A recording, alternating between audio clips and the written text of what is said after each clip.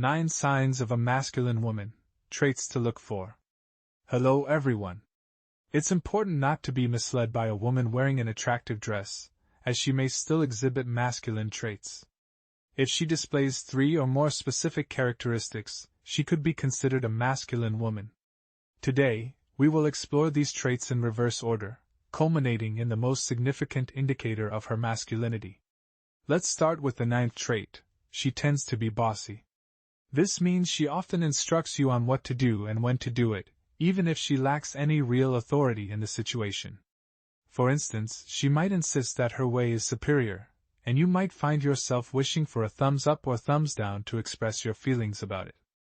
Moving on to the 8th trait, she is someone who refuses assistance. There is absolutely no way she will allow you or anyone else to help her, even when it would be logical to accept help.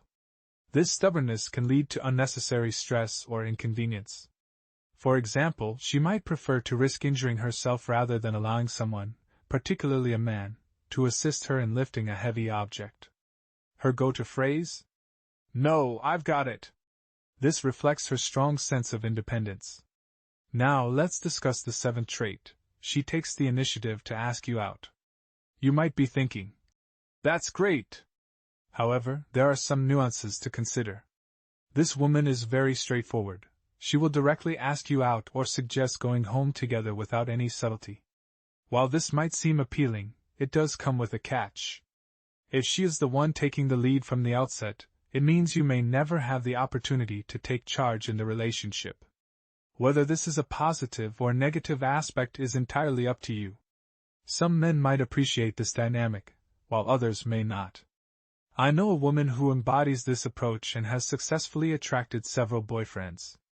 However, she often wonders why she keeps drawing in men who seem less assertive.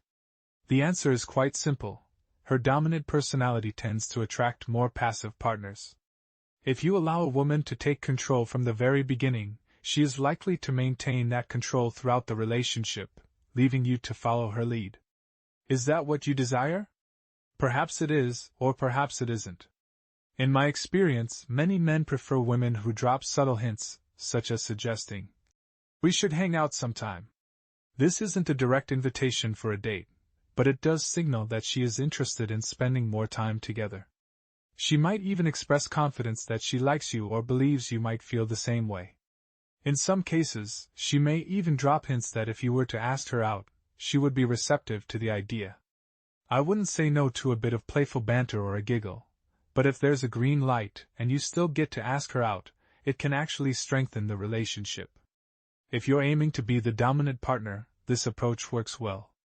However, if that's not your goal, then it might not bother you, and you might prefer situations where she takes the initiative.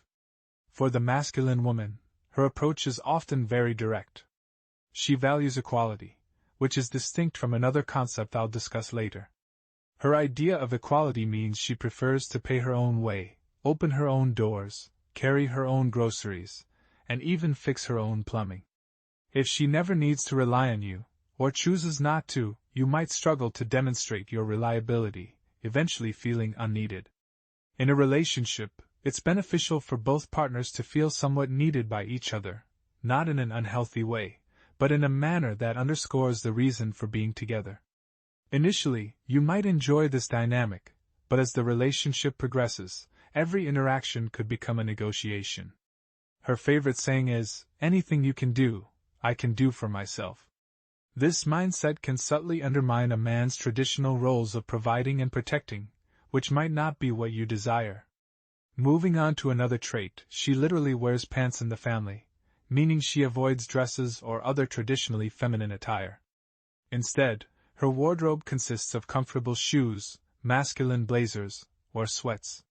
Her style is distinctly masculine. Imagine something a man might wear. She might have short hair, keep it in a tight bun, or forego makeup, perfume, and nail polish. This isn't about being a hippie or identifying as a lesbian. In fact, if she identifies as a lesbian, there's likely no chance of a romantic relationship. If you find these insights helpful, please give this video a thumbs up. Now let's discuss another sign. She's a workaholic. While being driven might seem positive, If she works more than 40 hours a week out of sheer ambition rather than necessity, it's another indicator of her masculine traits. Let's explore the characteristics of a masculine woman, starting with an interesting indicator. If a woman's favorite phrase is "smash the glass ceiling," it's a strong sign she identifies as a masculine woman.